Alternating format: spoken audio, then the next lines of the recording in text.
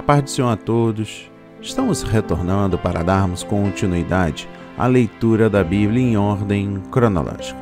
E hoje, no 226º dia, lendo esta linda história que Deus escreveu para nós, trago para a leitura os capítulos 21, 22, 23 e 24 do livro do profeta Jeremias. A inspiração do dia, condenação dos reis ímpios, dos falsos profetas e da decadente Judá. No capítulo 21 destaca o versículo 1. Zedequias, o último rei de Judá, reinava quando Jerusalém caiu. Sua revolta contra a Babilônia motivou a invasão de Judá e subsequente destruição de Jerusalém. A causa espiritual subjacente da queda da nação, porém, foi o julgamento de Deus contra o povo por causa do pecado de Manassés e da apostasia de Judá. No versículo 5 destaco: eu pelejarei contra vós. Zedequias enviou 2 sacerdotes a fim de perguntar a Jeremias se Deus faria Nabucodonosor bater em retirada. Através do profeta, Deus respondeu com um não enfático. Na realidade, o próprio Deus lutaria contra Judá e entregaria o povo a seus inimigos. Toda resistência seria inútil. No versículo 7 destaca Zedequias na mão de Nabucodonosor. A profecia de Jeremias cumpriu-se literalmente em 586 a.C. Os filhos de Zedequias foram degolados diante dos seus olhos pelo rei da Babilônia, e a seguir vazou os olhos de Zedequias, o qual, em grande humilhação, foi conduzido acorrentado para a Babilônia, onde morreu no exílio. Dos versículos 8 a 10, caminho da vida, caminho da morte. Jeremias profetizou ao povo que quem não se submeter ao juízo determinado por Deus e não se rendesse aos caldeus, isto é, aos babilônios, morreria na cidade. No capítulo 22 destaca os versículos 1 a 6. Desce à casa do rei. Jeremias exortou Salum, rei de Judá, a praticar a justiça e a retidão, e a ajudar os oprimidos e necessitados. Se o rei tão somente procedesse assim, não sofreria a desolação descrita nos versículos 6 a 9. Ainda dentro do entendimento dos versículos 1 a 30, o rei de Judá. A profecia de Jeremias não estão dispostas em ordem cronológica. Neste capítulo, ele profetiza aos 3 reis que precederam de Zedequias, a respeito do juízo divino contra eles. Predisse que Deus julgaria a casa de Davi e também os seguintes reis: Salum, Jeoaquim e Jeconias, isto é, Joaquim. Dos versículos 11 e 12, Salum, também chamado de Joacás, foi o 4º filho de Josias. Foi rei por 3 meses e a seguir foi levado em cativeiro para o Egito, onde morreu. Dos versículos 3 a 19, ai daquele. Esta profecia condenou acerbadamente o rei Jeoaquim pelos seus pecados de injustiça e de opressão. Na primeira invasão de Jerusalém por Nabucodonosor, Jeoaquim foi levado à Babilônia. Posteriormente, foi solto e teve um enterro desonroso fora de Jerusalém. No versículo 16 destaco a causa do aflito e do necessitado. O apóstolo Tiago ressalta esta mesma verdade. O tipo de fé que Deus aceita é aquela que se expressa através de um sincero cuidado pelos necessitados. Se ajudarmos os necessitados e oprimidos, receberemos a bênção e a aprovação de Deus. Dos versículos 24 a 30, Jeconias, também conhecido pelo nome de Jeoaquim, reinou durante apenas 3 meses e a seguir foi levado para a Babilônia na segunda invasão de Jerusalém por Nabucodonosor. No capítulo 23 destaca os versículos 5 e 6, um renovo justo.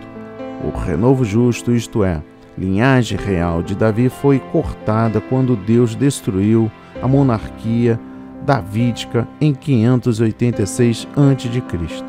Primeiro, Deus prometeu, porém, que ele suscitaria um rei da linhagem de Davi, um rei que seria renovo justo. Este rei faria de modo definitivo e total aquilo que era justo e reto. Esta profecia aponta para o Messias, Jesus Cristo. Segundo, ele executará juízo total após a segunda vinda e antes do seu reino milenal na terra. Terceiro, ele era chamado Senhor, justiça nossa. O remanescente crente será achado nele, não tendo a minha justiça que vem da lei, mas a que vem pela fé em Cristo, a saber, a justiça que vem de Deus pela fé. Dos versículos 9 a 40, os profetas. Jeremias denuncia os pecados dos falsos profetas que se opuseram à sua mensagem de juízo e proclamaram somente paz e prosperidade. Jeremias atribuiu a culpa pela situação moral deplorável de Judá a esses profetas da iniquidade. O versículo 14 destaca, nós, profetas, uma coisa horrenda. Deus diz que o adultério dos falsos profetas é uma coisa horrenda. Deviam ser seus fiéis representantes, mas pelo contrário viviam como o povo de Sodoma e Gomorra.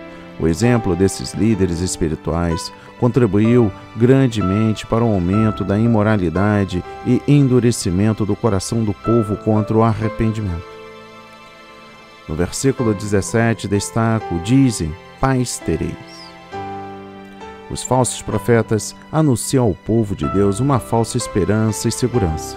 Primeiro, são falsos mensageiros aqueles que afirmam que os imorais e desobedientes entre os crentes não serão condenados por causa de sua iniquidade e que não precisam temer a ira e castigo divino.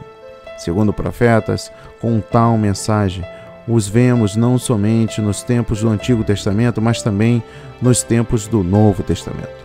O apóstolo Paulo advertiu os efésios contra esses falsos mestres. Dos versículos 31 e 32, sou contra os profetas. A palavra de Deus a Jeremias nos adverte quão perigoso é declarar, assim diz o Senhor, se não tivermos certeza de que a mensagem veio do Senhor. O ofício profético somente deve ser exercido com veracidade total. No capítulo 24, destaco os versículos 1 a 10, depois que Nabucodonosor levou em cativeiro. O fundo histórico da parábola dos 2 cestos do figo acha-se no início do reinado de Zedequias. Nabucodonosor acabara de deportar Joaquim e muitos outros israelitas à Babilônia. Zedequias, juntamente com os que restaram em Jerusalém, foram poupados do juízo divino, por isso julgavam que as profecias de Jeremias de uma assolação total à nação eram enganosas. A parábola de Jeremias advertia que os que ficassem em Jerusalém sofreriam um juízo ainda maior do que aqueles que tinham ido para o exílio em Babilônia. E por fim o entendimento do versículo 1, 2 cestos de figos. O primeiro cesto de figo, isto é, dos exilados de 597 a.C., estava cheio de figos bons, isto é, bons no sentido de que Deus os purificaria através do sofrimento no exílio. Depois do exílio, seriam trazidos de volta à sua terra, e lá voltariam de todo o coração contra a idolatria para servir a Deus. Deus os usaria para implementar seu propósito redentor do mal. O segundo cesto de figo, contido maus figos, e representava os reis Zedequias e os que com ele foram deixados em Jerusalém, na recente deportação. Continuariam a opor-se a Jeremias e a sua mensagem, e assim sofreriam horrores incríveis da queda de Jerusalém em 586 a.C., que trouxe grande calamidade. Que a palavra de hoje toque o seu coração, transforme a sua vida para a honra e a glória do Senhor. Leia a Bíblia diariamente, pois este é o verdadeiro canal em que você aprende, conhece a verdade e ouve a voz de Deus. Amém e graças a Deus.